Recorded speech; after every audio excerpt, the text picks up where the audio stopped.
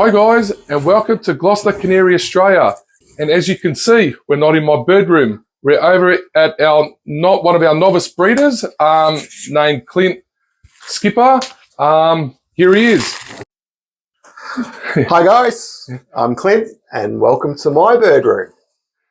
Okay, Clint, thanks for joining us on today's show. Tell us, mate, why Glosters?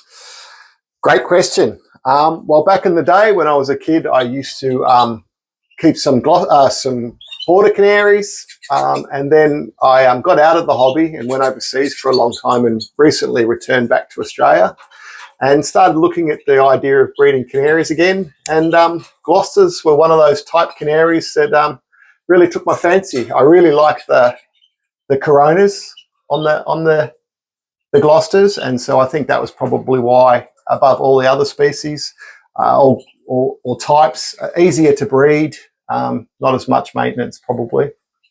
That's good, mate. And how do you find showing your birds, like as an exhibitor, as a novice? How do you find it? Yeah, well, it was my so last season was my first breeding season, so this is my first show season, and it's a lot of fun.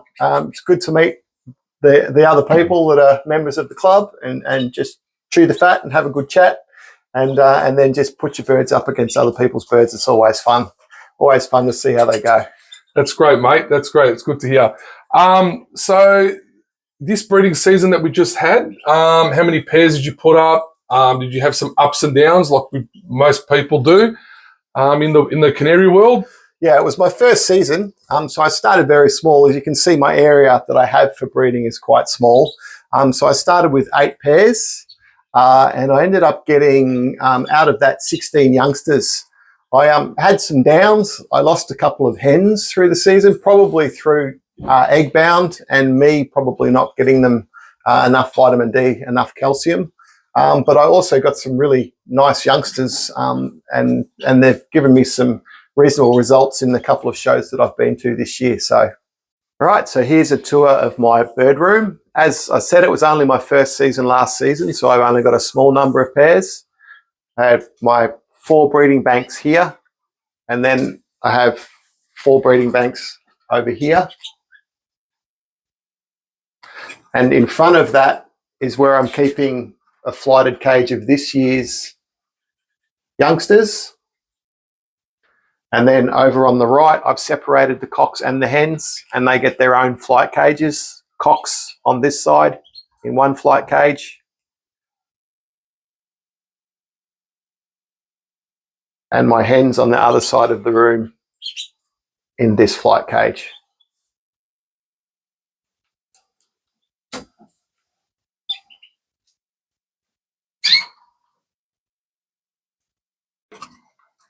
So guys, as I was saying in one of my previous episodes about creating a cinnamon or a fawn bird, well, the difference between the two, as you can see, like I've said, this is a great example.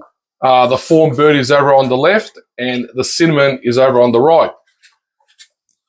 As you can see also that it is a white ground version. So you can see the white going through the cinnamon on the fawn bird, and you can see the yellow going through the cinnamon that's just as a cinnamon bird. So this is the perfect example of the two. This is to show you guys the difference.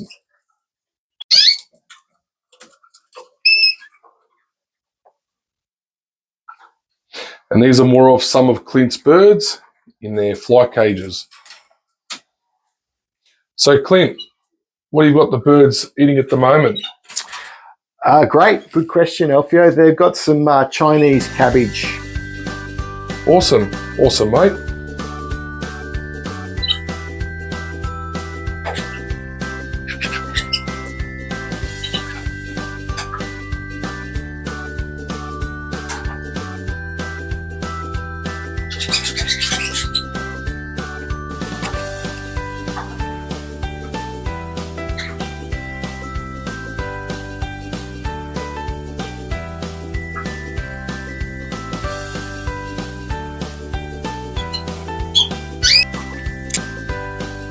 And then my flighted cocks. Yep. And these are the flighted cockbirds.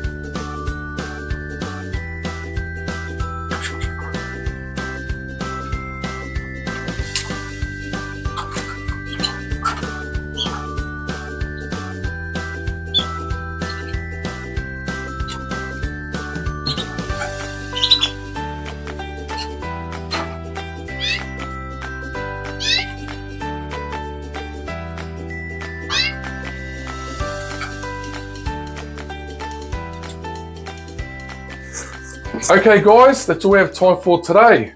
I hope you guys enjoyed the episode, and thank you, Clint, for inviting me over to your bird room. Pleasure. Thanks for coming over. No, thank you, mate. I really appreciate it.